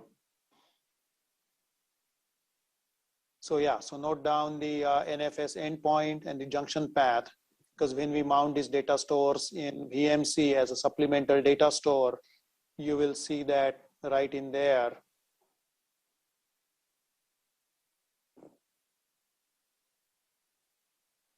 So then we go into vCenter, and you can actually see these data stores there. So as Susie said, it's in initial availability right now. We can transact on it, and we support 4 data stores in there. So you can see here the data store 1, and you can see the VMs over there. So the NFS data store is mounted there, and now we have multiple data stores in there. So let's set up the on-prem SnapMirror replication. So this is the Cloud Manager interface that Chuck walked through earlier. So same way here, through Cloud Manager, we discover both the on-prem environment as well as the FSXN system. So basically those environments are added. Snap mirror replication is set up between those. And that is as simple as just dragging and dropping. So you have the data source and the data target. And once those are set up in there, so replication will take some time depending on how many terabytes of data we are actually moving. So once that is done, so while that is happening, it's a read-only relationship on VMC with FSXN. So that's broken. And when you want to actually fail over there, that becomes a read-write. And then once that becomes a read-write, that data store is available. And then we go register the VMs out of that. And once you register the VM, after it becomes read-write, then we can actually go in and log into those. So you'll see that happening here. So this is the data store 03 that we had set up earlier, the third volume I talked about. So here the VMs are getting registered. And now you can see those. And so basically register, deploy, provision, and mount. And you guys can get going with it now, today.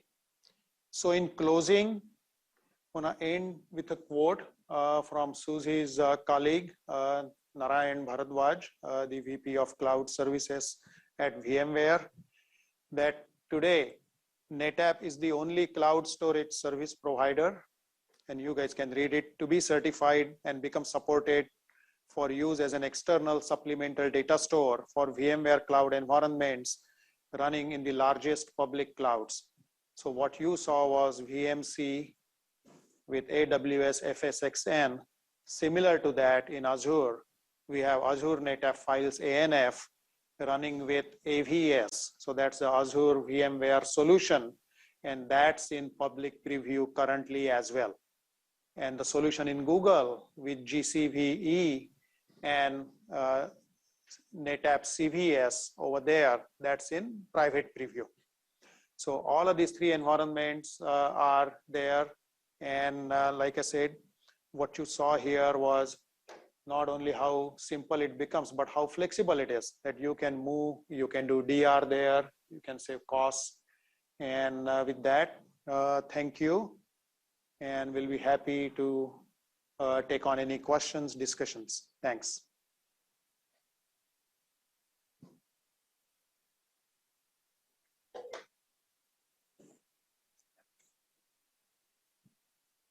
Well, every time I see that presentation, I'm kind of like blown away at just the depth of that integration, the partnership. So thank you so much, Susie, for being here.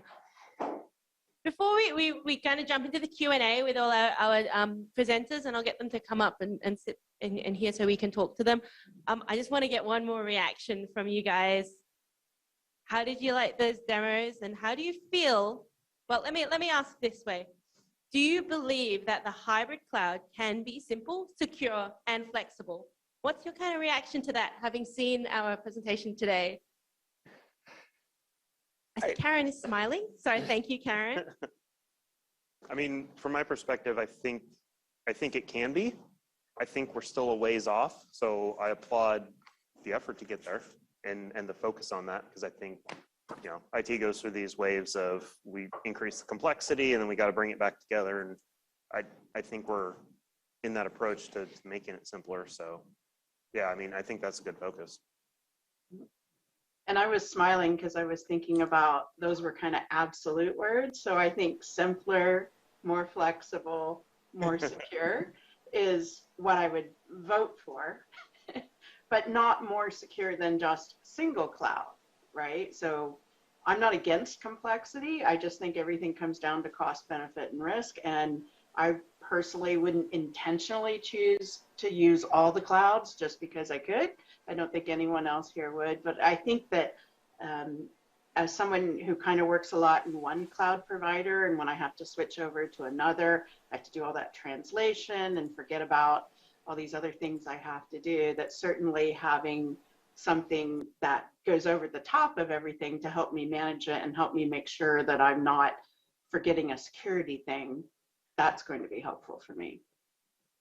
Yeah, and I want to point out as well, the thing that I love as well as a person who uses different clouds is that it is the flexibility and it's that choice. You're not kind of forced into, you have to use everything, you have to do it this way, you have to have this level of security. It's a choice, and it's and we're working with our customers and our partners to get there. So let's jump in for questions, and maybe if we get, do we get the delegates up here, the presenters up here? So.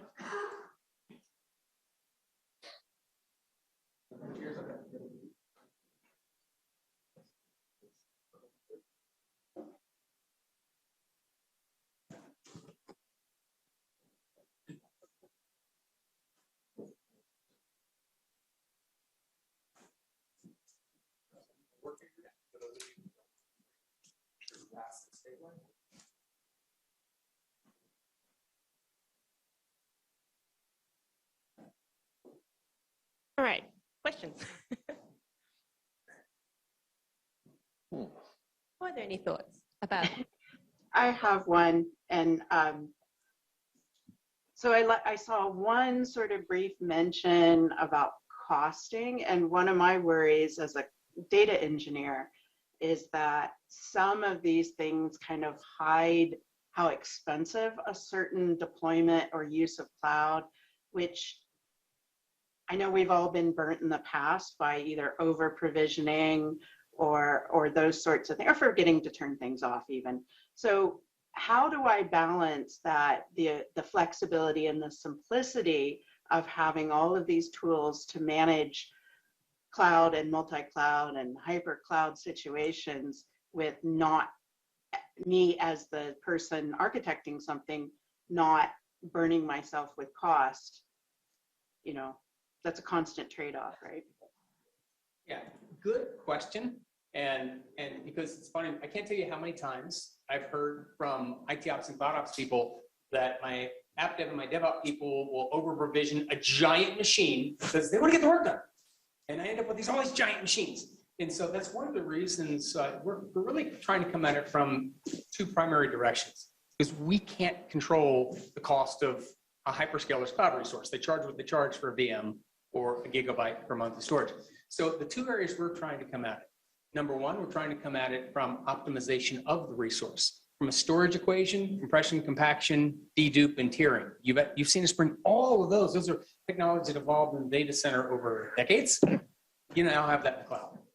You can have infrequently used data tiered off to super cheap cold archive, for example, under a single namespace, so that when the application asks for it, it gets it, just takes a little longer.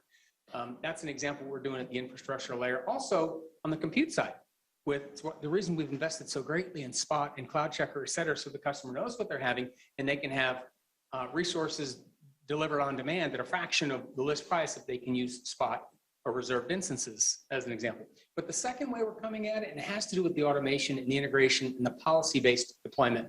One of the things I showed in the demo, I'm a DevOps guy. I've got that profile. I sign on and I want to create a 50 gig NFS volume for me to use for my DevOps. I'm going to have a template presented to me that's going to use this VM instead of this VM. It may take me longer because my company has decided that's what I'm going to do. It may have restrictions on what services I can turn on for it, because those are all charged and based, et cetera. And then we'll tie back into some of the other reporting to end up, is it stale? Has it been out there for a long time? Has it not been used? Do you want to release this? Those are kind of the areas we're trying to come at it, because it's a problem. It's a very real problem that exists in the world. And we think you've got to come at it from a number of different angles. Does that help? Yeah, it does. And I was hoping to hear the policy-based thing as being a contributor to that, because, you know, like, I'm going to say it's my developers, but sometimes it's me. It's like, yeah, throw 50 nodes at this data warehouse that I'm playing with in a prototype, and that's expensive. Right. A question. Oh, sorry. Were you going to answer a bit more? I was going to say, just because I'm the statistics girl here, that Karen, you're absolutely right, because what we found is that 30% of cloud spend is overspend. So that, you know, another reason why these are the things that we look at, and Chuck and his team are trying to figure out, you know, how do we help reduce that with the tools? Keep that mic. Next question might go to you. Okay, next question. Could be. Although it's about the VMware Cloud on AWS. So the last bit that we did. So I was first of all wondering if the performance tiers available. Are there performance tiers I think that's what you discussed as well, that 4.4, that's FSX on ONTAP. Yeah. So are they identical to the cloud volume service that you normally provide? Are they the same performance tiers, or is there a difference between them? So they are similar. They are not exactly identical. So I have a mic. Yeah. So what you see with FSX versus what you see with ANF on Azure versus what you see with CVS in Google. So we have the standard performance, and then as we need more IOPS per gigabyte, then you go to higher and higher tiers. So one of the things we can do is that without having to reformat or redo anything, you can instantly change between these tiers as your application needs go up and down. And that flexibility is important also, that while I'm running SAP HANA and doing something throughout the day, then I need the extreme level of performance.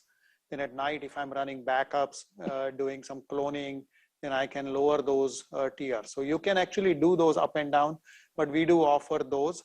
And of course, it depends on which hyperscaler it is, because the nomenclature is slightly different on these tiers, and the pricing is slightly different also. And exactly, that's exactly why I'm asking that question, because you typically put workloads on it, and sometimes there are multiple workloads on the same data store, right? So how do you manage that? Is that something that automatically scales and lets you know about the pricing, or do you have to change it manually? How does that process work? And can you deliver performance of any, say, HANA, for example, on FSX? So there's kind of two questions. I think there's one other thing I wanted to say, which is that usually when you are doing these migrations from virtualization into a cloud, even if you're just going from a VM into an EC2 instance, there's that process of right sizing afterwards, because you only know how well it operates in that one environment. And so part of the flexibility is making an educated guess, some sort of estimate, running some POCs, and then going, okay, let's tune it once we get there. So that's the other way you'd use that. And in terms of the level of performance, we do see, I don't know if we've got all the certifications, but we definitely have workloads that are in the highest performance tiers running on these platforms, and being able to deliver that level of performance that those applications are asking for. And that's kind of what you're thinking about, is migrating the enterprise level applications, the large, heavy, performant applications from on-premises to run in cloud native. And now, yes, absolutely you can. And we are seeing a lot of our customers doing that across different clouds. Yeah. Because what I also heard in the question is, if I'm using FSX and VMC, or ANF and AVS, are they the pricing tiers that I know and I'm used to, and I can check on a website, is it the same pricing, or are you creating special pricing? That's what I heard.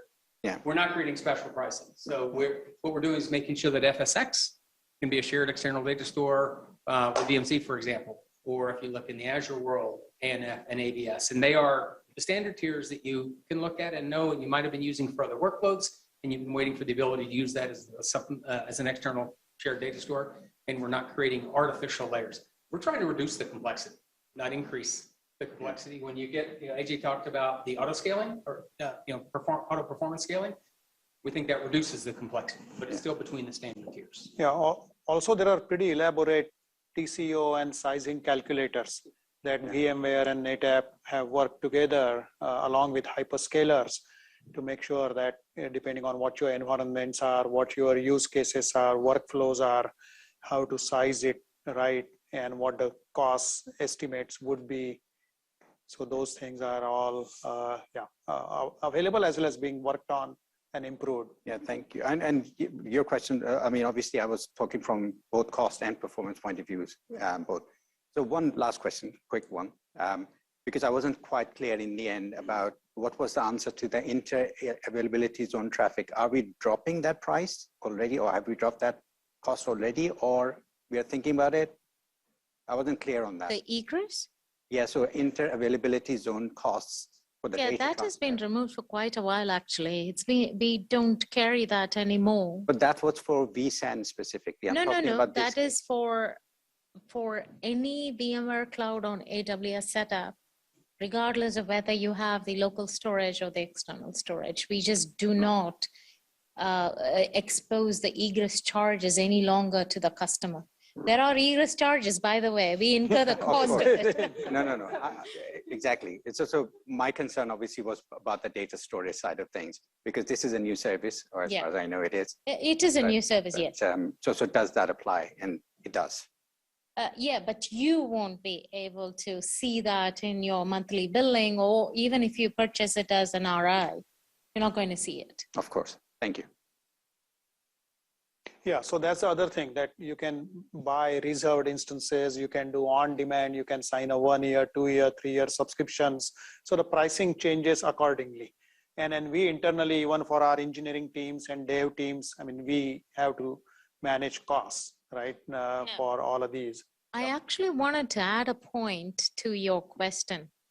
See, I don't know if you caught those steps in the demo that AJ was showing.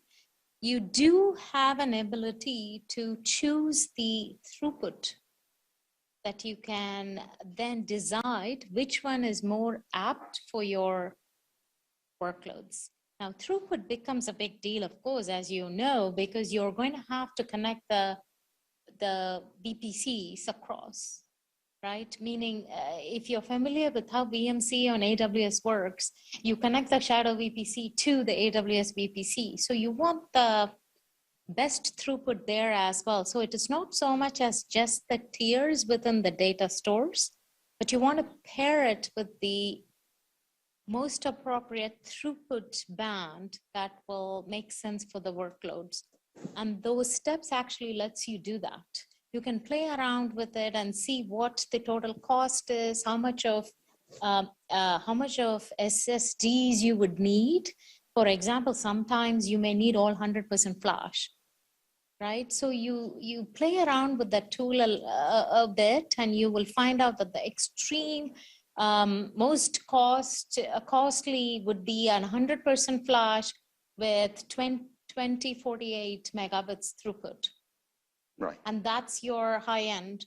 And then your low end would be, 256 meg of throughput and, almost less than 20% of flash. So you can play around with those tiers.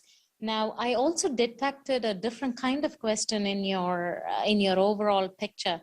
Are you also looking at scenarios where you start with a certain tier, and then as your usage grows, you're expecting us to automatically move you to the next tier? Yeah, it was partly that if you are doing it, I mean, not necessarily, I mean, if it's automatic, as long as the customer knows about what the cost implication would be, and then approves it or something, and it automatically moves to that tier, that could be a use case. Although I understand that because they are based on data store levels, then you change the performance tier for the data store, right? So yeah, but if you are consuming it as an on-demand, you can change it. But if you purchase reserved subscription, then you're fixed in that reserved subscription. Of course, yeah. Well, thank you. Thank you for the explanation. Yeah, and then the storage efficiencies that Chuck showed in the cloud manager, they all apply for FSx and dedupe compression and how much data is there. You can even tear it down further to S3, all those things. Any other questions about the VMware service or the and the integration with FSxN? So I had a question. I'll just go real quick. Sorry about that. So just for my edification, is this fully available with Azure VMware solution as well, or are we talking about just VMware Cloud? So this is, we have a public preview with Azure VMware solution, but that's with Azure NetApp files. So obviously the architecture that we showed you today was for VMware Cloud, and we obviously understand that the Azure VMware solution is a different architecture. We didn't show that, but in terms of how we're integrating, it's the same way. Just a minor nitpick. When you say VMware Cloud, Azure is also VMware Cloud. So what we showed today was a managed service running on AWS only. However, NetApp being the real Switzerland here, they have the same FSxN services running on Azure VMware service. That is what we refer to as AVS in short form, but it's the same three pillars, except instead of AWS, it's Azure. With Azure NetApp files. Yeah. Yeah, so the managed file service in Azure from NetApp is Azure NetApp files. Yeah, nomenclature is one of those things that differentiates us between clouds too. I want to go back to the report that you were showing, and I just wanted to ask, when is that report going to be publicly available so we can like look through it? Probably the end of this week. Okay. If not early next week. Yeah, we're just putting the final finishing touches on like, the formatting and the creative. If you want to just, let's connect afterwards and I'll Sure. get your contact info and share Was- it when we have it. Was there anything else about the report that you found particularly interesting? Because I think you ran out of time a little bit and Yeah. probably had a little more to say about it. So I did, and actually one of the things, I wanted to tell you guys about the use cases that we saw, because, when it comes to moving data, why are customers moving data? And it was interesting to see the results of this report because, I had been I had different discussions with different customers about how they're using hybrid cloud, and DR and backup had always been like a primary use case because I think that that's just the most readily understood. But this study that we did showed that actually analytics came out as number one. And then I started looking at, well, actually, that makes sense because if you look at a couple of the examples that I provided, like with the F1 team from Aston Martin, and then also Dow Jones, those are all about analytics. So like the more that I started looking at other, case studies and customer stories that we had, I'm like, yeah, actually, analytics, I can see that. So, which is interesting because, even you talk to the analysts and they'll tell you, oh yeah, well, DR and backup is the primary use case for hybrid cloud. And the others, are really far behind, but this showed that that wasn't so. So that was pretty cool. Yeah. yeah, I've run into that actually pretty often where they're either shipping data between clouds or from on-prem to the cloud because that's where the big analytics engines are. And if you don't want to pay to have a whole data center full of servers that are just crunching numbers, send it up to the cloud. That's kind of what it's there for. And then you don't have to pay the egress charge to bring it back down because you did all your analysis up there. Exactly. And we have some large financial customers that do exactly that.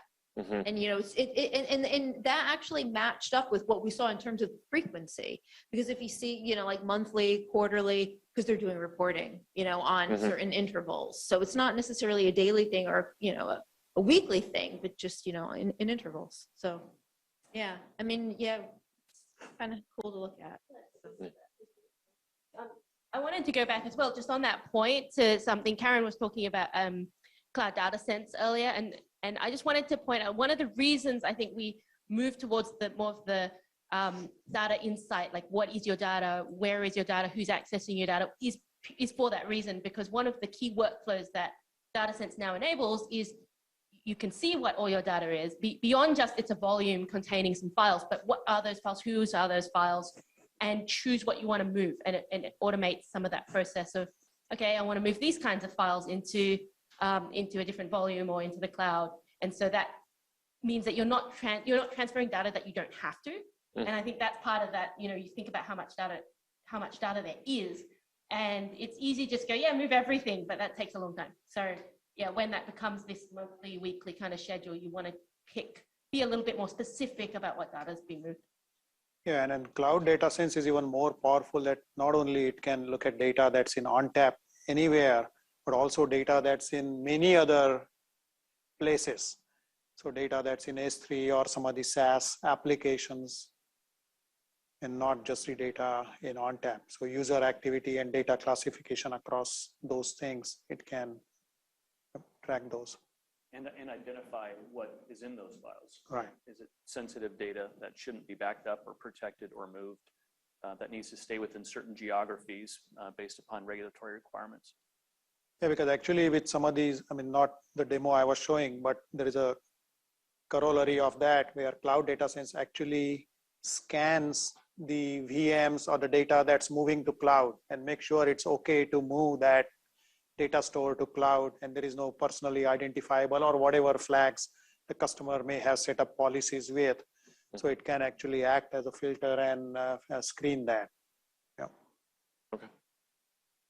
Yeah, I think to your point earlier, we were talking, thinking about what makes it more simple or more flexible or more secure. I think it's some of those workflows that we're trying to enable rather than trying to just make the technology simple, right? I mean, we can abstract out all the complexity that we want, but it's the workflows that people are actually trying to do with that we're trying to simplify or build policies around. I don't know, does that resonate with you guys? Is that something that you want to see more of, or? Very much so, because to your point, taking out steps of, the simple processes of, provisioning storage or moving things around or whatever it is, can only go so far. And for the most part, I feel like a lot of that has been pretty well simplified. So I love that you called that out, that what are the next steps? What can we do with this data now that we have it? How can we manage it better? How do we get it to go different places with minimal effort? Is definitely a part of that simplification piece that we need in the multi-cloud. So for me, I would say yes, absolutely. I totally agree. So sometimes in technology, right, it's because we can, but we forget why are we doing this. It's not because we have, well, I mean, it's fun, but engineering, but we're doing it to serve the business lines, usually to accomplish business.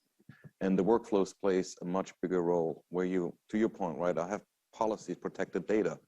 There's something that still, in my opinion, can be simplified and more across the whole organization, right? So you have a bunch of island solutions sometimes. This has this policy, this has this policy. And I dream of being easier, having it more adapt to the workflow, right? Okay, so accounting does this versus accounting trying to work around a solution that, in this case, Netapp or someone else would provide, is a more centralized policy model behind it. And the technology adapts to the workflow versus the workflow adapts to technology. I think we still have some room for improvement there for sure. Yeah, awesome. All right, any last questions or comments? Okay. All right, we're going to wrap up. Thank you all for listening to us and watching our demos and asking us these great questions. Thank you to all our presenters today as well. And of course, I've been on Twitter, so let's keep this conversation going, either online or offline on email and DM. I'd love to. I think it's a really fun one. Thank you, Stephen. All right, over to me. All right, well, thank you everybody for joining us. I feel weird standing in front of you, but I will do it anyway. Thanks everyone for joining us here. It's been great having Netapp back. As you can see, as I said at the beginning, this is a whole new Netapp. If you've been following this company for a long time, wow, yeah, a lot of different stuff going on here. So it's been great catching up with Netapp. If you enjoyed this discussion, please do hop on over to LinkedIn. You'll be able to see the live recording of everything in case you missed anything, basically as soon as I'm stopped talking. And we'll also be posting recordings of this session to our YouTube channel. Just go to YouTube/TechFieldDay, and you'll find recordings of all of the Cloud Field Day sessions, including this one, in just a couple of days. You can also find lots and lots of recordings of previous sessions. So there was some great folks from the Netapp side chiming in on Twitter during this, and there's a lot of great content from that as well. Or just go to your friendly neighborhood Google or Bing or DuckDuckGo and look for Netapp and Field Day, and you'll find lots and lots of videos from the past where you can help fill in some of the knowledge. We'll be back at 1:30 Pacific time, which is about an hour and a half, according to my watch. So please do join us for the final presentation of day one of Cloud Field Day. And also we'll be back tomorrow and Friday with more of Cloud Field Day as well. So please join us for that. So for now, let's go ahead and take down the screen.